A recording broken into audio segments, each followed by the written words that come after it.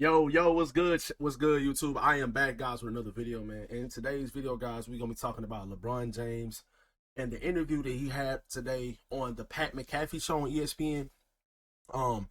It was kind of like a raw, unfiltered kind of interview, almost. And then this, like, these type of interviews for me, bro, like I'm 30 years old, and I've been a LeBron fan since I was 9.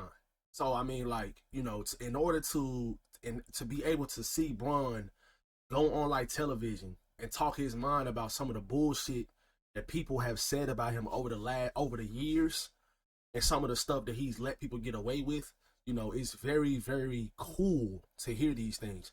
But most importantly, he's talking about the Lakers in today's video as well. And one of his points about the Lakers, what do they need to do in order for them to win the championship this year? What needs to happen? I love the points that he made, and I completely agree with them. So let's go ahead and hop into that right quick. I am going to just kind of piggyback off what he says right here in this interview. It's only like a minute or so long. About the rest of the season. So yeah, let's go ahead and listen to this right quick. Let me make sure it's loud enough. All right, let's listen to this right quick. And you think about this Lakers team. You guys will have success if what? Wow. Well, obviously we could go without saying any team, health. Health. That's the most important for our team. We are not in a position where we can afford anybody to go down. And then after that, Luka, myself, and AR-15, we got to be all clicking at the same time.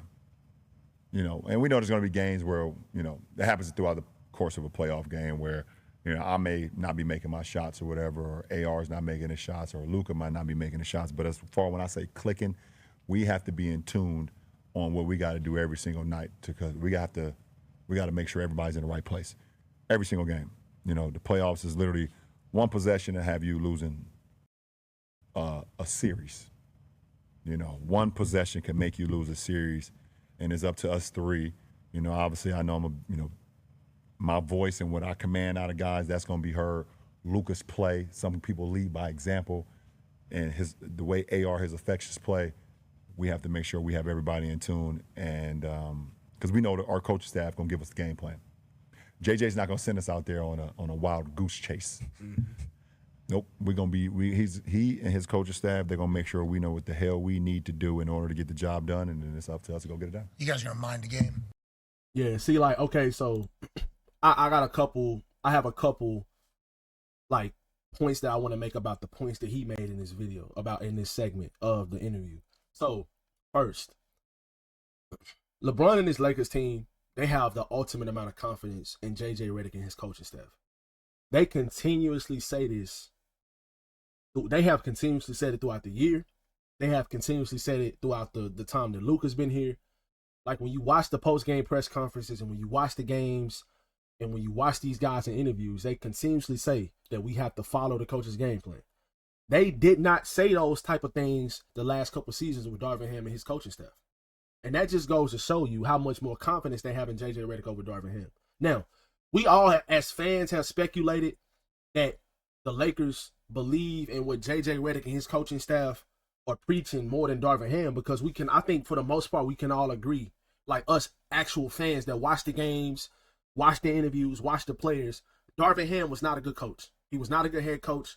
He's a great guy. He's a great motivator. He would be a really good assistant coach. But as a head coach, that's not his niche. That's not his niche in the NBA, especially for a team like this, for a team that's trying to win a championship with LeBron and Anthony Davis the last couple of years and stuff like that. That's just not Darvin Ham.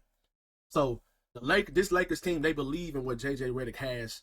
Him and his coaching staff has preached the whole entire season. The game plans that he gives those guys, we seen it. We seen it as well. Like, I think a perfect testament of or a perfect example of these type of things is like losing a top 3 defender in the whole entire NBA in Anthony Davis. And your defense goes to the #1 defense over a 20 to 25 game stretch. You have the best defense in the whole entire league.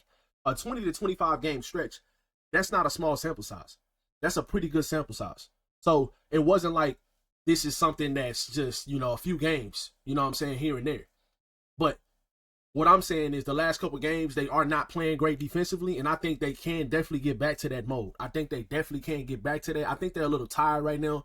I feel like at times when their offense is not clicking and when they're not making shots, it kind of discourages them on the defensive side. And then on top of that, some of these teams like the Bulls and the Magic have been playing really good basketball, and they've had guys that make shots that usually don't make shots and stuff like that. So that type of stuff matters, guys. Like when it comes to an 82-game season, some nights non-3-point shooters might be knocking down every single shot they shoot. Like Anthony Black, he's a 32% 3-point shooter. He made 3 out of 5 against us the other night. That's 9 points. Patrick Williams, the other night on the Bulls, he made 4 for 7 from 3. Matisse Bucelis, the rookie for the Chicago Bulls, who I like a lot. I think he's going to be a really good player. But he's a 31% 3-point shooter. He made 5 out of 10 threes. So some nights, these guys are going to make shots that they usually don't make throughout the season. But that still does not mean you overreact to what you have for the game plan. It doesn't, especially for a regular season game. You don't overreact and try to switch up and do all these different things. Or what the game plan was to, okay, let's trust the game plan from the start. So that's my first point. They believe in what JJ Redick is preaching. Another thing, when LeBron said about the team has to stay healthy, because we cannot afford as a team any of our guys going down. If Jared Vanderbilt goes down, I don't know what they're gonna do. Maybe they could play Dalton Connect and they could depend on the offensive side a little bit more. If a guy like Dorian Finney-Smith goes down, or if Lord forbid, if Jackson Hayes goes down. If Jackson Hayes goes down, we're in really, really bad shape, because I don't think this team trusts any other center that they have. Now, I do think there's some guys out there in the open market, like I forgot the big guy name that played for the Mavericks for a little bit. I forgot his name. I think he would be better. I think he would probably be your best backup center option. He has a big body, pretty good lob threat, but we can talk about that in another video. But just in general, I do completely agree about what Brian is saying about if any of their guys go down, they're going to be in really bad shape. And then on top of that, it's a mid-season acquisition with Luka Doncic. So if somebody goes down and you still trying to get the chemistry right with everybody on the team and stuff like that, you didn't have that much time in the first place to get your chemistry right so you can be ready for the postseason. If somebody gets injured, that's going to make it even worse. You know what I'm saying? So it's like that for a lot of teams. But a lot of teams, like the Celtics last season, they won the championship, but they literally everybody they played against in the Eastern Conference was injured. The Pacers had injuries, and granted, yes, they did have Porzingis out for a while, but still though, the Pacers were injured, the Knicks were injured. I forgot who they played against in the first round, but that team was injured as well. Like, they played against a bunch of injured teams last season, and that's not their fault. That's not their fault that they're playing against injured teams. But I think we can all agree, teams are better when they're at full health, and staying healthy is one of the luckiest things that championship teams have to do. That just has to be a part of the luck factor when it comes to winning a championship. This Lakers team has to stay healthy. And I'm going to just give you guys another example. In 2019, if the Raptors played against a fully healthy Golden State Warriors team that year, the Warriors beat them. If Kevin Durant didn't tear his Achilles, if Klay Thompson didn't mess up his knee, in game 4, game 5, whatever that was, the Golden State Warriors would have another championship.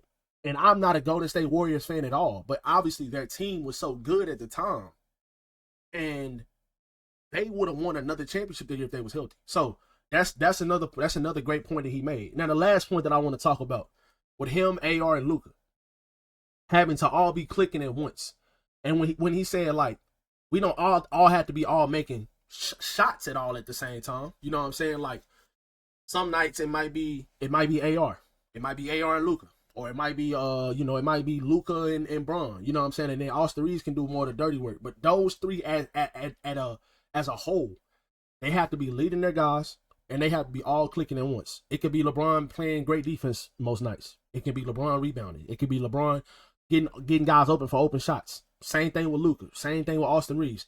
They don't all have to drop 25 plus. But we've seen it. They can all coexist with each other, and they can win games, especially if they got other guys on the team, the others playing great defense, knocking down open shots, getting those guys open so they can knock down open shots. This team has everything they need in order to win a championship. I just think that guys getting back into a rhythm, like Rui Hachimura, is very, very important, because he hasn't looked right the last couple games. He did look a little bit better in the Magic game over the Chicago Bulls game. He didn't look right at all in that Bulls game. I was actually kind of worried for a second with Rui in that Bulls game, because he didn't look like he was healthy at all. He had no lift at all on his jump shots. And that's kind of to be expected when you out with a knee injury. But he also said himself that he only felt like he was 70, 80%. That's not good enough. but he did look better in the Magic game. So we'll see how he looks tonight in the Indiana Pacers game. But just in general, guys, those 3 points is kind of what LeBron did talk for a whole entire hour about a lot of different things. He spoke about JJ, how JJ was like a great guy, but a dickhead at the same time. And he loved that fact of JJ being the way he is.